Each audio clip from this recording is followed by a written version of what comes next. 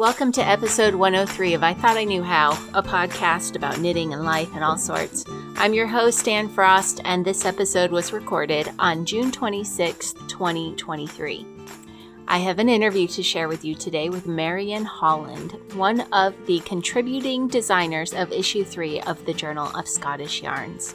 There will be a series of interviews with the designers and a few yarn producers through the summer months as we do the make-along in partnership with the journal. To join in, you will need a copy of issue 3 of the Journal of Scottish Yarns. Do check the show notes for this episode for a discount code for the print or digital download of the journal. This episode will release after the official kickoff of the make-along event, but the event goes until August 9th. And there will be weekly prizes awarded to people who make posts on Instagram, in the I Thought I Knew How Facebook group, or the I Thought I Knew How Ravelry community. Most of the prompts will have to do with folks' progress making something from issue 3 of the journal. However, there will also be a few prompts related to articles from the journal. Also, we will be having Instagram Live events that also have prizes. So if you would like a chance to win something in the make-along this summer, like a previous issue of the journal and a kit to make something from that issue, but you don't have the time to make something from the issue as we're doing the make-along, I would say still get the issue and answer the prompts related to the articles. And try to get in on the Instagram lives as they are happening. There's a schedule of the live events on my feed and Instagram, and you can watch there on the Facebook group or in the Ravelry community for the weekly post prompt. While I have your attention, I'll also remind you that the Shetland Hogmanay box is available. It's a 31-day mystery box designed to take you from December 1st through New Year's Eve. It hadn't occurred to me over the years that a lot of the mystery boxes out there were actually designed around Christmas.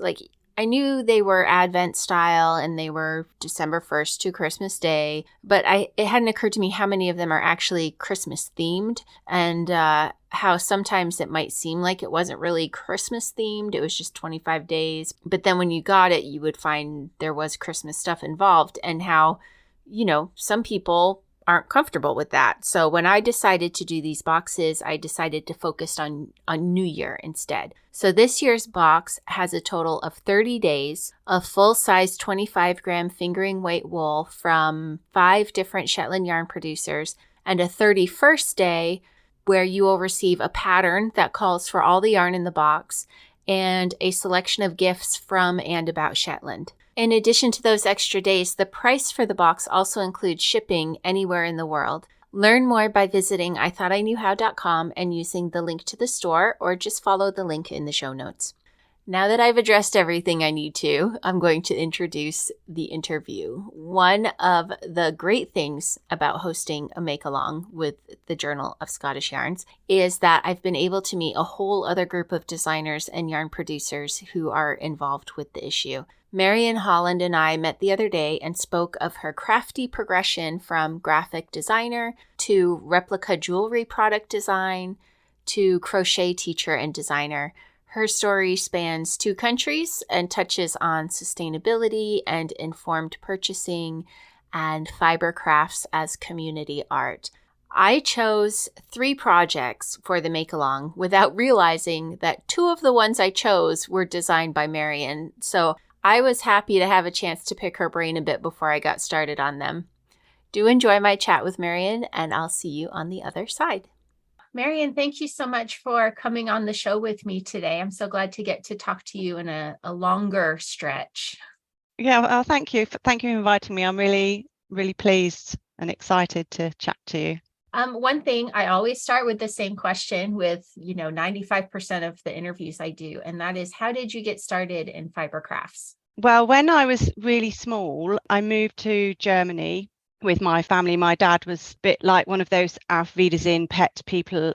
British people know what that means. That's where British people that were welding or builders went to Germany to get work, because there's a lot of work there. So my dad was a welding engineer, and because a lot of people that go over there, if you're not part of the British forces, you end up going into a German school. So went into a German school, couldn't speak any English at all and was struggling.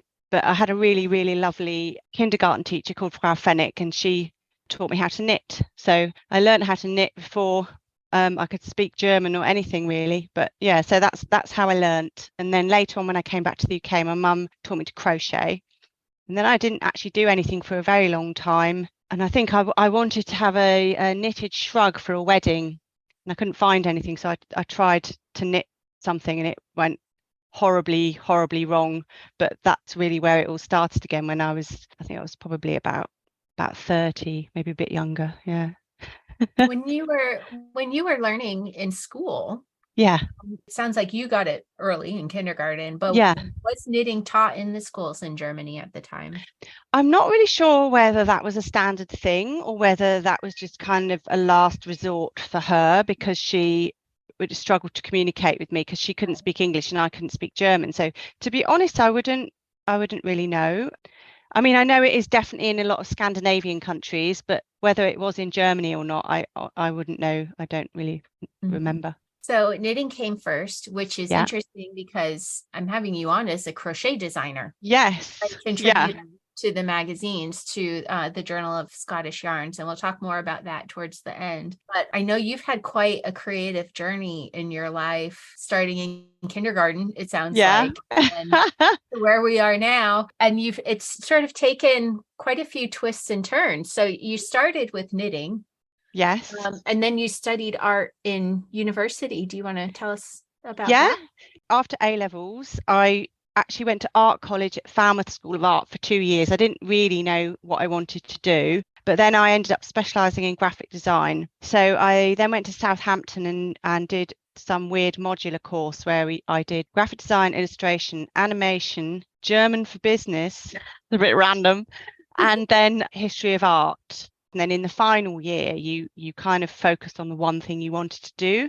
That was graphic design for me. However, at that point, I had kind of realised that I wasn't really good enough to do it as a job as such. I didn't really love it enough. So I think halfway through my degree, I already knew I didn't really want to be doing that. However, in the meantime, I've always been sewing my own clothes and making my own clothes. I used to do an awful lot of dressmaking. So that was always in the background. At that point, I wasn't doing any knitting or crocheting, but I had a sewing machine in my halls of residence and I was always making stuff. And so there's always been things going on in the background there with textiles and things. When you left university, and you decided you weren't going to be a graphic designer, or just that didn't really hold your interest, what did you do? What happened? I spent quite a bit of time in a bit of a depressed void, really, because I just didn't really know what to do with myself. I saw an advert in the newspaper that said you could go to Germany and do a special European program and go and work over there and do work experience over there, doing something, whatever you liked. It was called the Leonardo da Vinci program. And I just signed up for it, and I don't know what I want to do, but that sounds quite interesting. So I signed up because I wanted to go back to Germany as well, because I really did miss Germany, even though I was an adult. But I did actually believe I was German for a long time as a child. And then, so I decided to do that just on a whim, really. So I went to Totnes for a month with a bunch of people I never met before and learnt German a bit better than I had known it before. And then I went to live in Dresden for about 4 or 5 months, ended up working in this really weird scientific institute where they split atoms. I just don't really know how I ended up there, but I had a fantastic time. I absolutely loved it. And what happened there was I helped design their intranet and do some of their newsletters and stuff. So it was basically graphic design. I ended up doing graphic design, even though kind of decided I didn't want to do it. I somehow slipped back into that. And then after that, I came back to the UK. But while I was there, I spent loads of time helping people, because I was in this IT room and people had problems printing and people had problems using software, and I was, almost became like this permanent IT assistant, and everyone kept commenting, ask Merrian, she'll know how to do this, that and the other. I've always enjoyed teaching people and showing people how to do stuff. From an ego point of view, I do think there's a definite element where I enjoy being the know-it-all and showing people how to do stuff. If people don't know how to do anything, I enjoy being helpful. So then I came back to the UK and I thought, actually, I really enjoyed that element of the IT. So then I decided to go into IT.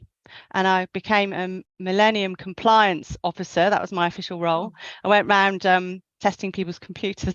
And then after that, I became head of the IT help desk for BSI, which is British Standards in Industry. I don't know if you know that they've got the kite mark company. So I worked there for a bit. Then I got pregnant, and then I thought I don't want to do this. So I became a full-time mum.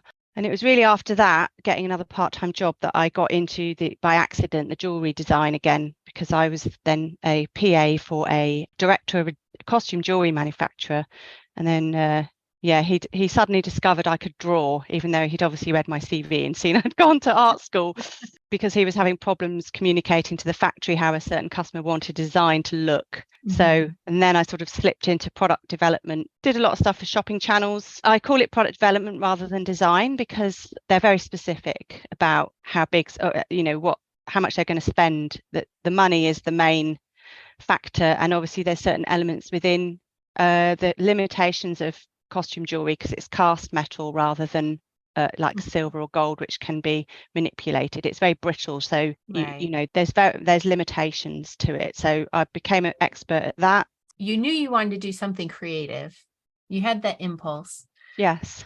I'm listening to your story, and I'm thinking, how many people do I know who went to college for their degree and realized that's not really what I want to be doing, and then eventually found their way to a similar field, but not what they studied, so you were still in a creative field. You found yourself back to creativity, but a different direction. I think that's happened to me multiple times, because then this job, I did loads of interesting work. I worked for design stuff for the Natural History Museum and the V&A. I worked on their Inspired collection, and also historic royal palaces. I did a lot of interesting work helping them design products through another company called Ancestors of Dover, where we developed products that were based on historical pieces such as crowns and royal jewelry and stuff, but obviously trying to take elements of that embodied the design and then turning it into jewelry that was wearable and affordable. So we worked mostly with Swarovski crystal, because we were like a Swarovski approved factory. It was very high-end costume jewelry, because it was still made in the same way as to be replica fine jewelry, rather than nowadays a lot of costume jewelry is disposable jewelry. It's not designed to last, whereas obviously originally costume jewelry was designed to be a replica of fine jewelry, and it was supposed to look like and last like fine jewelry. So that our factory was really a legacy, the factory is in Thailand actually. It was still a legacy of that era where jewelry was made to a really high standard. We did that, but then that factory did actually go bust, just because of the competition with China, and they were just making jewelry that was so cheap, and people just didn't want to pay for the good stuff. That same company had another arm, which was the gold gem set jewelry. So I went to work with them, but actually I then inadvertently flip-flopped back into another kind of role, which was I became an e-commerce manager. And then of course did that for quite a long time, whilst also at the same time teaching crochet as a sort of part-time thing at my local art centre. So that sort of happened by accident, really, because I really started to get back into knitting and crochet after I needed to go to a wedding and I needed a shrug, and I couldn't find anything, but I happened to stumble across a knitting pattern for a shrug.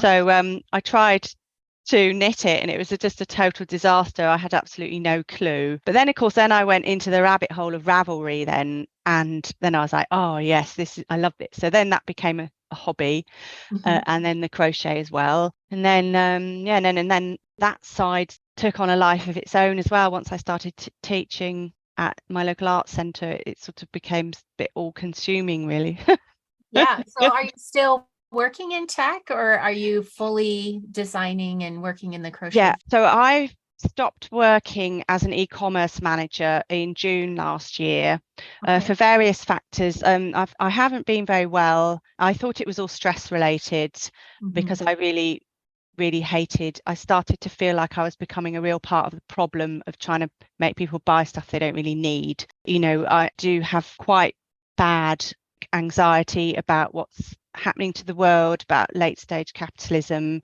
environmental issues. I feel like I'm wired into something within the world that's making me feel not just what you read in the papers and not just what you see on social media. I feel like just in the air that there's something going really wrong with the world. I feel it in my body. For ages, I hid that. I denied it. I thought, this is rubbish. I'm being silly. But then I just kept thinking, I'm working in a job within a corporation that doesn't value me. They're making loads of money. It was things like when we had too much stock, stuff would just get dumped or melted down or chucked. I used to think, what a waste. That product has been dug out of the soil. People have blood, sweat and tears to get that. It's been carted halfway around the world using who knows how many CO2 emissions, and then it's been packaged up in some plastic and sold, and then now you're just going to dump it somewhere. That just was starting to really, really bother me a lot. And because I was also not very well, I thought my not feeling very well was to do with stress. So I gave up my job, and then I did feel quite good to start with. And then it was actually by accident. I got a life coach by accident. Through a woman at work who was training to be a life coach. And she said to me, we need people to be our dummies to test our things on, but we're not allowed to use someone we know. So we all have to put a name into a hat. I don't know who you'll get, but can I put you forward? And I just thought, oh, well, yeah, all right, go on then. Because this was actually partly during lockdown as well. So it was a bit of something fun to do. And I thought, oh, well, this is interesting. I said, the only thing is I don't want to get into relationships and emotions, and I didn't even really know what I was going to talk about. Anyway, I ended up with Derek, and it was such a blessing. He was in Scotland, and he basically asking me about, what parts of your life you're not happy with, and I sort of told him about my concerns about my job and everything. But I was still teaching at the time, and he said, do you know what? Every time you talk about teaching and crochet, he said, you're just a completely different person. Your face lights up, your eyes light up. You are just so different. And he said, is there no way you can use that and make a living from that?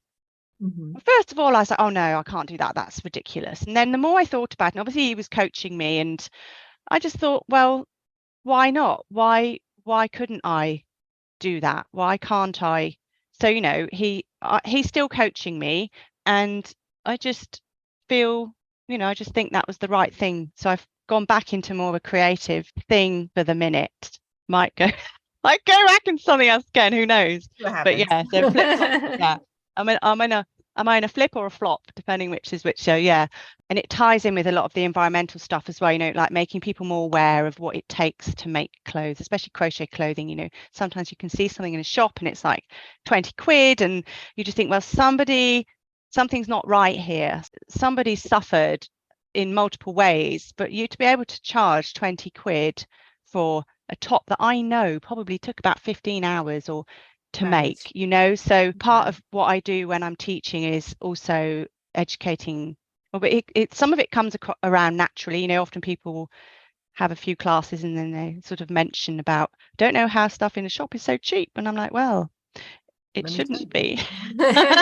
Yeah, so that's something I think a lot of people don't realize, is that we mastered machine knitting hundreds of years ago. Yes.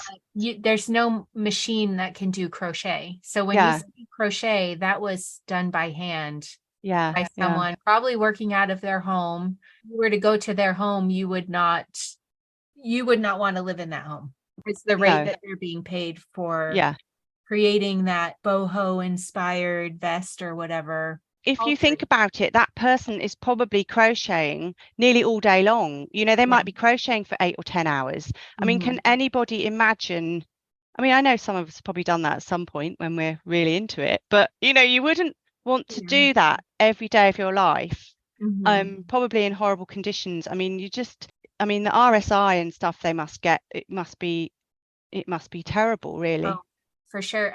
So I used to live in the Philippines. Yeah. And there's a lot of crochet there. That's the craft, the fiber craft that was taught in schools there. It's not taught anymore. Oh, okay. Yeah. But so you have a lot of older women there who crochet, and that is one of it doesn't have a huge presence there, but there is a small crochet industry there. And it's older women working in basically like shanties, or they have another job and they come home and they just do it all evening, and it's just a small income. It's not their main income. But it's not, I would see things there in the Philippines, sold locally. So it's not going through the transportation and the markups and everything. and it might be, the equivalent of $10, $7, something like that. And so that there's a markup over that and the cost of the materials. And so you think, okay, well, that some woman somewhere did a bag or a tank top or something like that and was paid maybe $2 for labor that went in. That's definitely something for people to just to be aware of. I don't think people realize. I don't think people know that is still going on, that level of disconnect is for people. And even when when companies like Free People and stuff are selling a crocheted piece for 200 quid, which they do, that you can be sure that it's not that they are keeping the same margin and paying the crafter more. They're probably still paying the crafter the same amount as when you buy a piece for $40. It's just they're marking it up for their. And also, I think working in the jewelry industry and that whole manufacturing industry really gives you an awareness of the cost of things, because you've got raw materials, you've got labor, you've got import duties and VAT and shipping costs and haulage costs and package costs and warehouse storage costs, and then the staff at the other end and all of that. And if you can buy a t-shirt for $3 after all that, there's something gone terribly wrong somewhere. And I found it really disconcerting in places where I've worked, where people are boasting about having only paid $3 for a t-shirt. And I just think, I know you're boasting because you think you've saved money and you feel pleased that you haven't spent very much, but there's another cost that you're not thinking about that is frankly quite sickening. But I mean, but the problem is, even other brands that are expensive, you have no real way of knowing that they're not exactly the same. They've just put on more margin. So, it's quite tricky unless you are very discerning about where you're buying from and you have the privilege of being able to afford to pay extra. So it's not good. The whole system needs to change, really, doesn't it? But they do seem to have developed now some kind of machine that can make something that looks like crochet, but when you look up close you can see that, like, if there's a double crochet, for example, it's like it looks like a 3 stockinette stitches stacked on top of each other. First glance, it looks like crochet, but then when you look closer, it looks like they've managed to do some kind of knitting machine that actually, because I've seen it on the first place I saw it was on Reddit, where there was a big argument about whether this photo of something was knitting or crochet. And then I actually saw it in a shop in the UK. I saw an item up close that looked like, really, they've managed to, so it's definitely not crochet, but to the uninitiated and also at a glance, it really does look like crochet. It's almost like a series of stockinette stitches stacked up individually. And if you look at the back of it, you can see lots of threads that are all connecting around the back. So I don't know whether that's worrying or good, or I haven't really decided yet. Well, I mean, for a fast fashion shopper who's looking for the look of crochet, they're not really going to care if it's not actual crochet. No, they're not. No. So you have a misnamed craft item versus you could get the real thing, but there's all the controversy behind it. So it's like, do we win either way? So I think the case needs to be made then, Merrian, to just learn to crochet. Just definitely. If you see something that you like that is crocheted, learn how to crochet and make it. I actually just finished helping to organise a sustainability fair at my local arts centre. So I was responsible for getting together all the stall holders and having a selection of charities, community groups and businesses and local craft people that all have a sustainable and kind of eco-conscious slant to their business. Because it was overseen by a charity called Green Elmbridge. So the district in which I live is called Elmbridge. And their role is basically to be like an umbrella organisation, because there's a lot of fragmentation within environmental groups within the UK. And they feel that if you can get everyone together, it just makes you stronger against government policies and all this kind of stuff. So that's the aim. And it's also, sometimes being environmentally friendly it can be quite lonely as an individual. You'll kind of feel like a lot of people are not on the same page, which is quite distressing. But it was just really nice to have everyone together. And I had as well as organising it, I also had my stall with a load of my crocheted stuff there because I was trying to promote my classes, because predominantly that's what I am. I'm a crochet teacher. Although I have got designs in Journal Scottish Yarn, the thing I get the most satisfaction and joy from is teaching crochet. I had all my granny square sweaters and all my things I'd made all lined up in the gazebo thing. And I had a lot of people come up and say, how much is this? And I say, well, I don't sell them because you would be shocked if I was to tell you that this took me 20 hours and at minimum wage it would be, X, Y, Z, and then this yarn cost me £120. And people are like, what? And I said, I can't afford to sell it to you. And actually, I wear all the things anyway, or have them as samples for my classes. So I said, but here's a leaflet. And if you want to join one of my beginners classes, I can show you how to make your own. And a lot of people who'd never considered it were like, actually, I could see cogs going. And I have actually, since that was on Saturday, I've had 4 people from the fair sign up to my crochet class. So I'm quite chuffed that I was persuasive enough to, get people to actually have a go. I think that's smart when you bring the economics into it and help people see, like, this is, a fair price for this would be, but if you do it yourself, it's a hobby, right? Yeah. I think a lot of my listeners understand that price disparity. Yeah, they do. Yeah. We're You're preaching to the converted, but right, exactly. You started with knitting, but now you mostly focus on crochet as far as the instruction goes. What is it about crochet that really appeals to you? I don't really know. To be honest, I've often thought about this. I've often thought, how is it the crochet, not the knitting? Because I actually did a lot more knitting than I did crochet. But for some reason, I liked both equally. When I think back on it, I think it was actually a friend that wanted to crochet that came round to my house and said, can you teach me to crochet? And I said, yeah, okay. And I taught her. I think that's what put the thought into my mind that maybe I could teach it. I can be quite impulsive. So I literally just went. I had a friend that was working at the local art centre and I said, I want to teach crochet. And she said, all right, well, make a proposal and come and see the art director.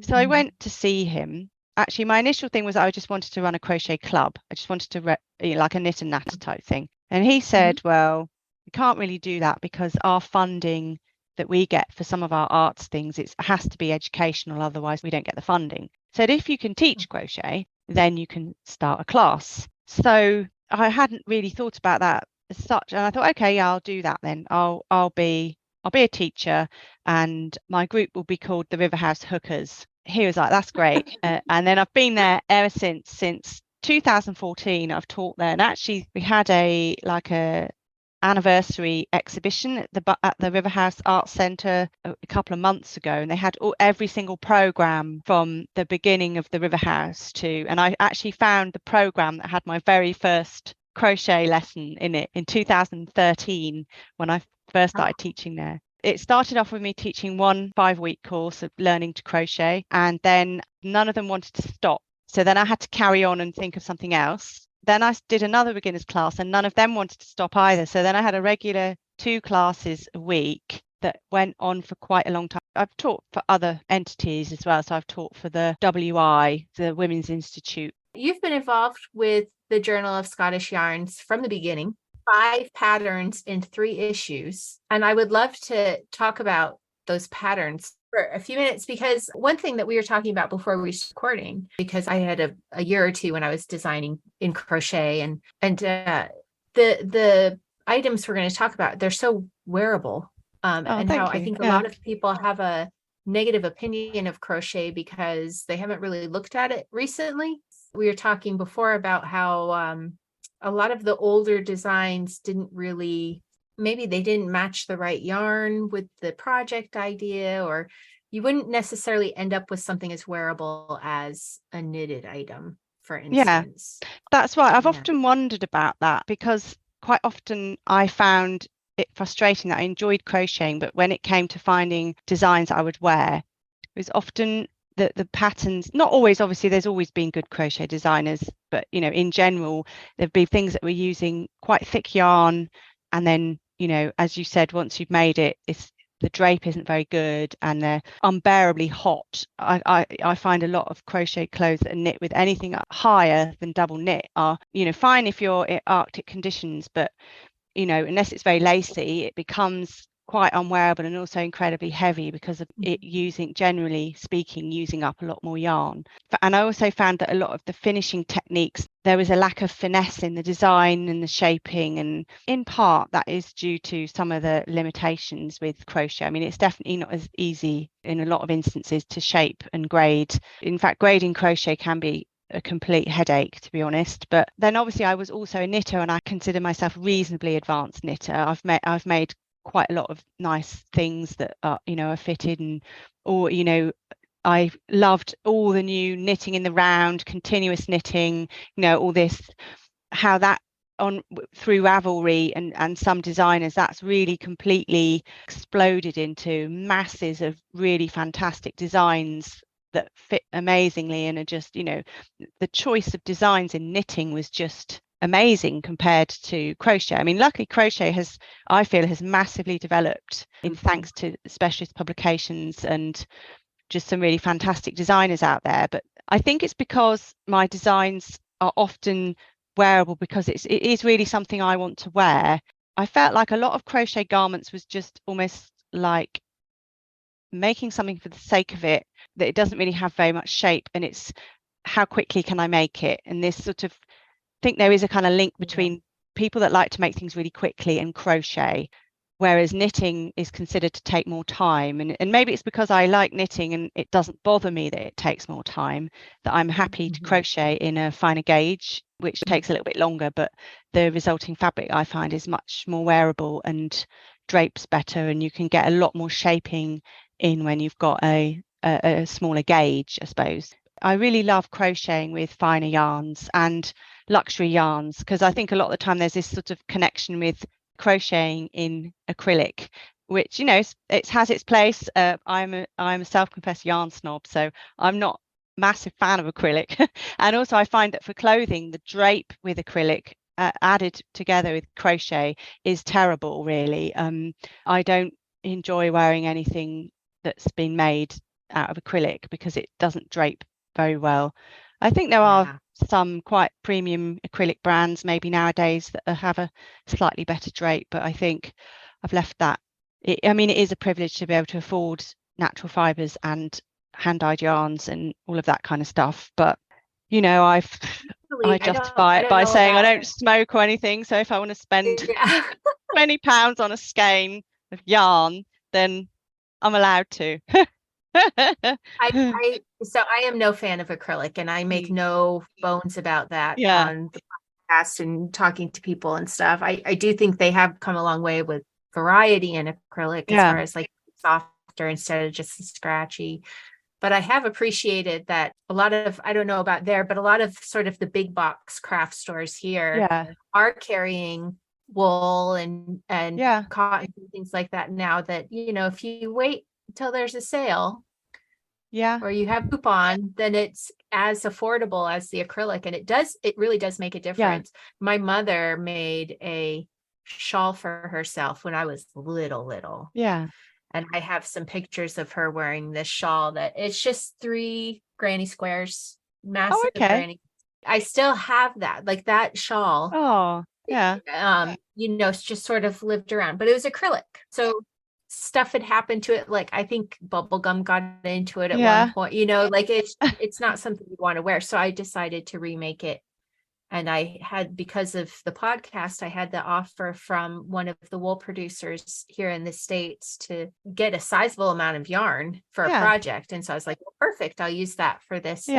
And I used it as a pattern and recreated it, and I was amazed at the difference in the drape and the feel and everything with the shawl done in wool instead of acrylic. So I do think that is one of the things that people hold against crochet, is that for so long people were doing it in acrylic, and they sort of, get that feeling and texture and drape and stuff in their head as that's what crochet is. When really not. It was material.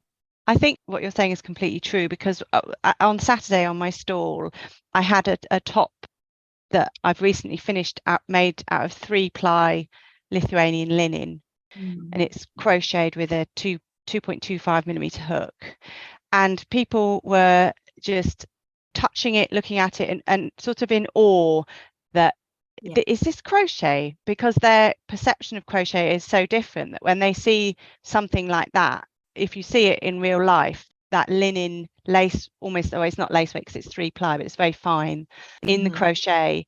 Once it's been washed and blocked, I mean, it's absolutely gorgeous. I mean, it is stunningly beautiful to feel the way it moves, the way it catches the light. You know, people were fascinated that was linen and were touching it and looking at it, and it was quite interesting, really, that playing around with crochet and different fibers that people are not really used to seeing it in. But I mean, obviously crochet and linen is not really a new thing as such, because, you know, we've obviously had Victorians and Irish lace makers and loads of other European that were crocheting in lace, cotton and linen long before I had another go at it. But, you know, no one's really seen that outside of a museum. That made me think, oh, maybe I should do a few more designs in linen. Actually, the macaire, I never know how to pronounce it, actually. I should have got Susan to. Me either. Yeah. Is it macaire? I don't know. Macaire. Yeah. I don't know how to say it. Yeah. I do apologize to those who know. Apologize to all the Scottish people. Yeah. So that has got a bit of linen. The yarn I use, the Zakami yarns, has got a little bit of linen in there, which gives it that nice. Linen's a funny thing because it kind of looks rustic, but then at the same time, when it catches the light just in the right way, it looks so luxuriant, you know, like a really expensive thing, and then the next minute it looks like a piece of straw. So well, yes. So that's what I'm starting off with, is the macaire, which is how I'm saying it. Macaire. Let's call it that. We'll call it that. The macaire tank top.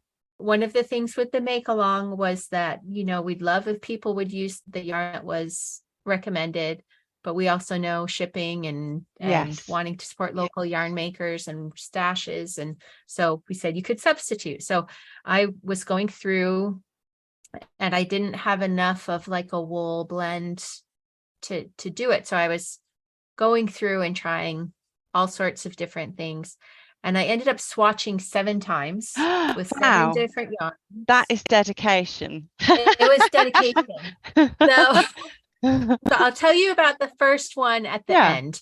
But so I tried it with several different 100% wools, like different spin types and things like that, and different fiber, different breeds. And it was going to be too fuzzy and warm for 100% wool. I was wanting a really a summer top, and it can get to be like 30, 33, you know, into the 90s here. So I wanted it to be probably not wool. But I was trying, and then I tried some linen. I had some 100% linen. Yeah. And that can be very difficult to work with. This was a almost lace weight linen. And I've used it before knitting. This was my first time trying it with crochet. And I found it to be very stiff. Like there was no give to it at all. My loops, everything was up bigger because it just sort of wouldn't relax into itself. So I thought, okay, well, I'm probably not going to enjoy making this with this yarn. It might work out great. Even if I get gauge, though, I don't think I'll enjoy it for this project. So then I turned to my raw silk. Yeah. That's what I'm going to end up doing it in is, so I have this red that it's gorgeous. It out on. Oh, that looks really nice. I had to go up a 0.5 millimeter size. Yeah. But I got bang on. I think that was just me. Everyone, you should swatch. Everyone crochets differently. But the movement. I mean, it's like Yeah. real fabric. It does not move like your grandma's acrylic No. crochet Afghan. You know, it has real proper Yeah. movement. So, It and the looks other one, gorgeous. thank you. I'm very Yeah. excited about this one. I walked away from this one at first, though, and it was my own foolishness. I got it wet to block it, and raw silk just looks like mush when it's wet. It does, And yes, so doesn't it? I blocked it, and I was like, oh, I don't like that. Well, I didn't wait for it to dry. Yeah. Once it was dry, I was back in love with it again. So yeah, so this is the one I'm going to be doing it in. Brilliant. In a raw That'll be silk. lovely. The only thing But I would just give a little bit of advice about that is just because I've made things out of pure silk, but you might have done before. There tends to be a lot of downward stretch with it compared to some other.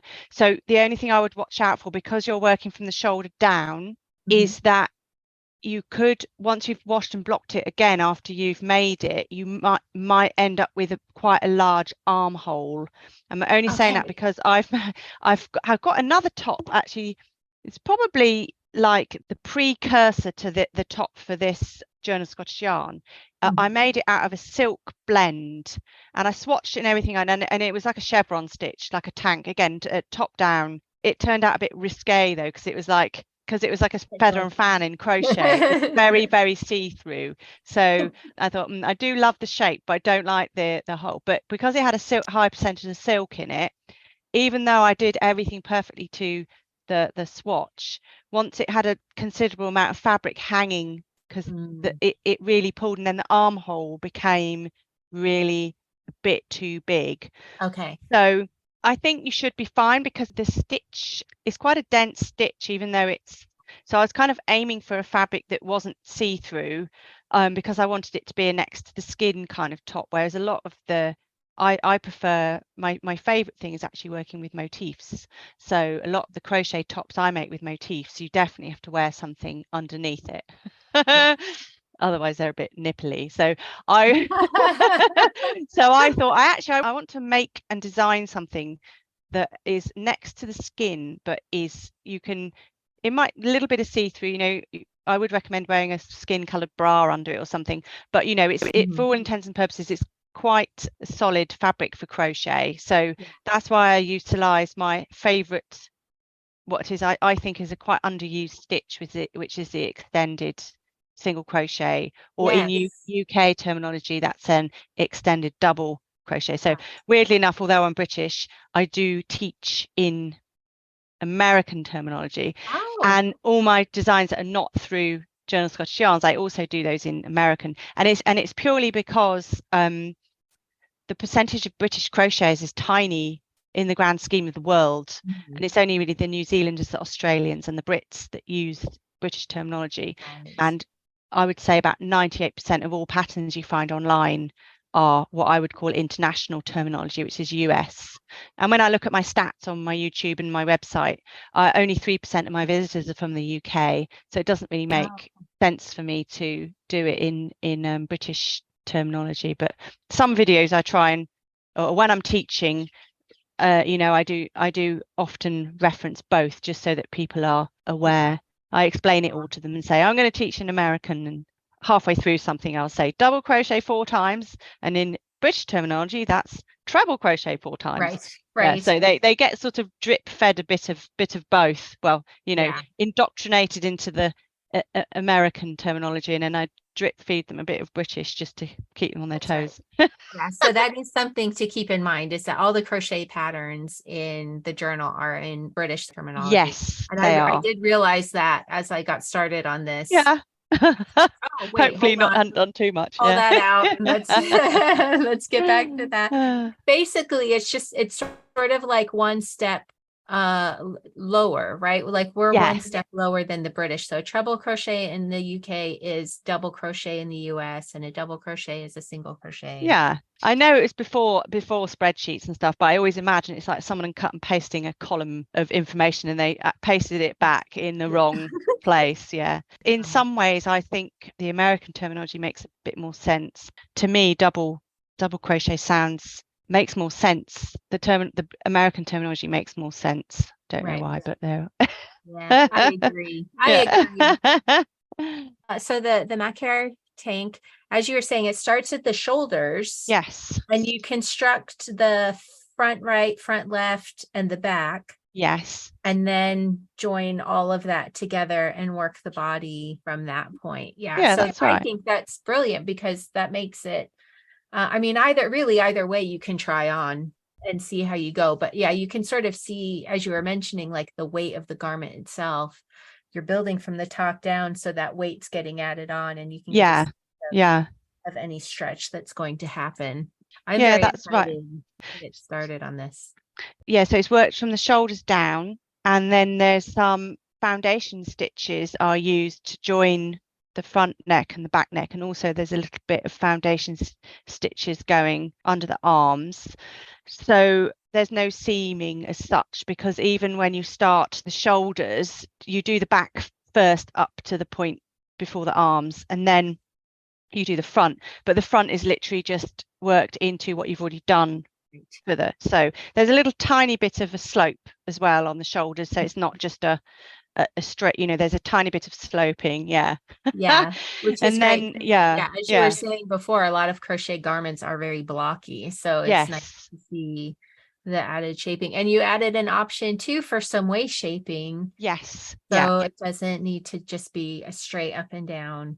That's right. And the armholes are shaped as well, because quite often in crochet, some tank tops and stuff are literally just a block, whereas I prefer proper cut out arms, because I just think it's more flattering, and also it's just more comfortable, because you don't have the chafing under your armpit where there's not been a proper cutout. So I picked 3 projects from the journal to do during this make along, and I realized that 2 of them are yours. So okay. Are you going to make the bag as well? And I'm going to make the twine bag as well, which I think a lot of people hear twine and think it's just going to destroy their hands. And I would have had the same thought had I not used twine a few months ago for a yarn bombing. And I was surprised at how it wasn't problematic for me. No. I'm actually going to do a little YouTube video just to do like tips for working with twine. I'm going to be completely honest and say it is definitely not the easiest thing to work with.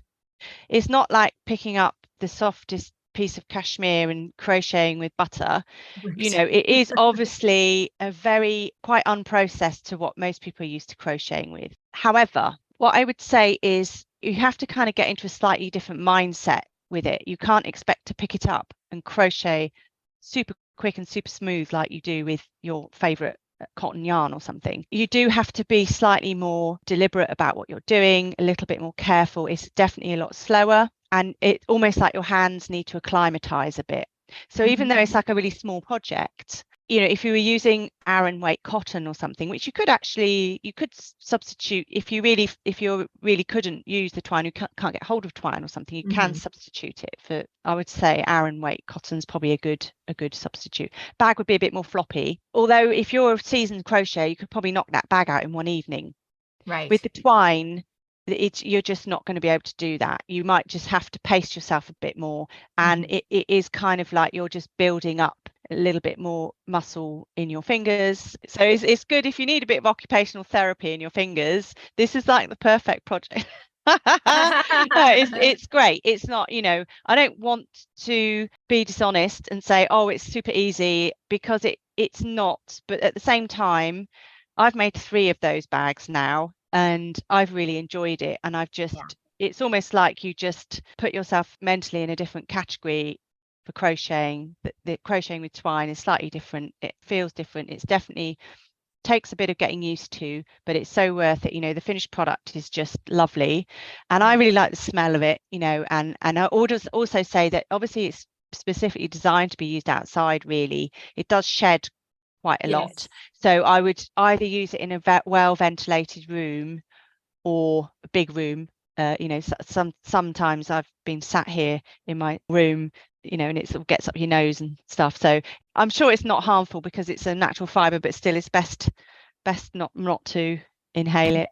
And I would say, no matter where you're working on it, maybe have a towel on your lap or something. Yes, it sheds quite a bit, doesn't it? Lots of little tiny fibers that Yeah, and the other thing I would say is don't use a hook with an ergonomic handle. My favorite hooks are actually clover or tulip hooks, and because it's quite an energetic style of crochet, put it that way, it did end up the handles of those coming off, and I actually found it was easier to use like a really good quality aluminium, a through and through aluminium hook without any handle on it. I found that was much easier to work with because you're using a 4.5mm hook as well. It's not too bad ergonomically because the handle isn't massively small anyway. Well, I wonder if that's why I had such a easy go of the first motif. I did a first motif just to give it a go because I've never found the ergonomic crochet hooks to be comfortable to use. Oh, okay. So I just use the regular aluminum ones all the time. And so I did, it was right. Like, you know, it is a bit more muscular to yes, that's with. a good way of putting it, definitely. Be a bit more forceful as you pull things through. But I didn't really have a hard time with it. So I was pretty pleased with that. And so I'm looking forward to getting that made. Yeah. So the way I've designed the motif, I mean, that was the bit that took the long. I already had an idea for the shape of it because I've designed for someone else actually, but it was never published. I'm not sure what happened, but I designed like almost like a little envelope handbag out of raffia, which was just plain crochet motifs. It was really lovely actually. And then while I was playing around with that, I thought, wouldn't it be nice if it had a flat bottom and a bit more space inside it? So then I started playing around with the shapes because it's actually made up of squares, pentagons and hexagons to get the different shape on the bottom. I spent the longest time trying to design a motif that was easy to work because with twine, if you're going into stitches all the time, it's quite hard work. But I designed it so that a lot of the time you're going between stitches, so you're going into spaces rather than struggling. There are obviously fastening off, slip stitching and all that kind of stuff. You have to go into the stitches, but wherever possible I try to make it a bit less muscular by working into spaces. So I was really pleased with how that turned out. But one thing I'd say about that project is there's unexpected stitch bits in there because it's not every motif is symmetrical all the way around. You know, like with most motifs, you usually repeat the same. If it's a square, you repeat the same thing 4 times. And if it's a hexagon, you repeat it. Well, this has some very slight variations to make the shape spot on. So you do have to do a little bit of concentrating. It's definitely not difficult. It's just for someone like me, I would probably do it wrong because I tend to just go, oh yeah, and not read the first bit and then guess the rest because I think I know what I'm doing, you know, because I'm a know-it-all. I would definitely make it wrong, or at least make it wrong the first time before I realized that I haven't actually followed the instructions. So that's all I would say for that one. Just keep an eye out. It's not always repetitive. There are elements where there's slight, and that was because the first prototype, the corners were so pointy that it was just too pointy in the corners. So I had to reduce some stitches on some of the motifs to make it a bit more rounded on the edges. But it's a lovely project. I've made it 3 times and I've quite often my own designs, I get a bit sick of them, but I'm actually thinking of making another one in a different color. Will you be taking part in the make along? Yes, definitely. Haven't quite decided what I'm going to make yet. I've got this mad idea of making the macaire top but as a dress and then also beading it. So that's just a bit mad. I kind of not sure whether that's a good idea, but I'm thinking of like a knee-length dress. So you prefer to keep going on as you're... So I'll start and I'll keep going and then I'll do a bit of increasing. Just keep trying it on, see what it looks like, and then still have the same shell, that sort of shell edging on the bottom. But I'm not sure. I don't know if that's a bit too ambitious. Once I had the idea in my head, I just kept thinking that would be really nice, but I haven't decided on the yarn yet. So I think that might need to be maybe a cotton linen blend, just because of, I think I would find it too hot if it was in any kind of wool in there at all. And it should, and you know, speaking of weight too. Yes. Linen blend should hold up better to the weight. So then I've just got to find, I don't think I'm going to bother looking in my stash because I don't think I've got anything like that. And also, you know, subconsciously I always, even though I should check my stash, the thought of new yarn, it's just, you know, Yeah, I don't know. I think that will take, because that the top, it doesn't actually use that much yarn comparatively for crochet. So I think it's about 2 skeins or 2 and a bit for the larger sizes. So I'd have to calculate how many skeins I need to make a dress. But yeah, that's my aim. Or I was eyeing up Kate Weaver's sweater, maybe cross over into the land of knitting. Haven't decided yet, but I am definitely taking part. Yeah. So yeah. Well, as we're recording this, we're still a week away from starting. Oh yeah. You have some time to plan, and everyone can hop over to Instagram to Mesame and have a look and see what you decided on in the meantime. So where else can people find you though? And do you have anything else coming up that you want to tell us about? Yeah, so I'm most active on Instagram really. So I'm Mesame. Don't really, I mean, I do use Facebook, but I mostly use that for publishing my courses and stuff. So yeah, so I'm trying to expand where I teach. Currently, I teach at a shop in a town near me called Witchcraft Walls in Cheam. I teach there, and I teach obviously still at my local arts centre. But I've actually just been offered to teach 2 courses at Farnham Maltings, which people will know as Unravel. Most people know that. So I'm going to be teaching 2 courses there. One is a learn to crochet class, and one is visible. I'm doing a visible mending with crochet course. Okay. So I've run that for the first time last week, and it was such fun. It's mainly appliques and playing with shapes and yarns and different textures to cover up stains or holes, or to and sort of breathe new life. Or some people have just did some appliques to stuff that didn't have anything wrong with it, just because they wanted to make it look nicer. So yeah, so I'm doing that, so that's quite cool. And then the other big thing, I've got one more design going into Journal Scottish Yarn for issue 4. So that's a hat, so I'll be working on that. Well, I have all designed it already, but I just need to get the pattern written up, which is the bit I'm worst at, like most designers. That's the boring bit. Yeah. So I've got that, that's cool. And then the biggest thing I've got coming up is a community crochet project at my local arts centre. So that is, I'll be starting that very soon, and it is going to basically be an exhibition in the gallery next August for a month, but it will be almost like a bit of an interactive thing where people come and make stuff to add to, almost like a big wall hanging I'm doing. Do you remember the Kamala Harris, the massive thing people knitted, and it was hung on a building in America with the knitted squares? It wasn't drawn for that. I've had the idea for quite a few years, but that's the easiest thing to compare it to. But the squares are going to be much smaller and crocheted.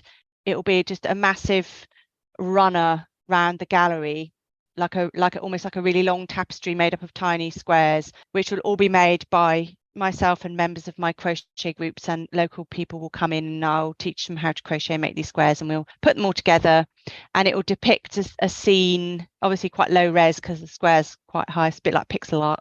And it will depict a kind of local scene, so it'll probably get a local artist involved to create an image. So I'm sort of in the middle of organizing that at the moment. So that, and then that will be broken up into blanket sizes once it's finished and donated to local refuges, I'm very keen to donate to a charity that helps women that have had to leave domestic abuse situations, and they've had to leave with their children. They have hardly anything, so it'd be blankets made after it's been dismantled to give to them. We might auction some of them off as well, so that people can own a piece of the art. So that is a massive project. That sounds incredible. I'm quite excited about that, but also partly terrified. But I think it'll be fun. It'd be cool. It sounds fantastic. So everybody, I will have all of Merrian's links in the show notes so that you can follow her and keep your eyes out for her upcoming projects, especially the community crochet project. Just sounds like a wonderful thing. Merrian, thank you again for coming on the show and for your wonderful patterns that are in the journal. I look forward to getting started on them. Thank you. Thanks so much for inviting me. I've really enjoyed it. Thank you. It's my first ever podcast. Thanks again to Merrian for taking the time to chat with me the other day and share her story. I must say, I'm getting more and more jealous over time of all of you out there who were able to learn knitting in your youth. My brain just did not have the patience or the spatial reasoning or something to be able to do it. I will be back next week with an interview with Samira Hill, another designer from issue 3, who also works as the journal's tech editor.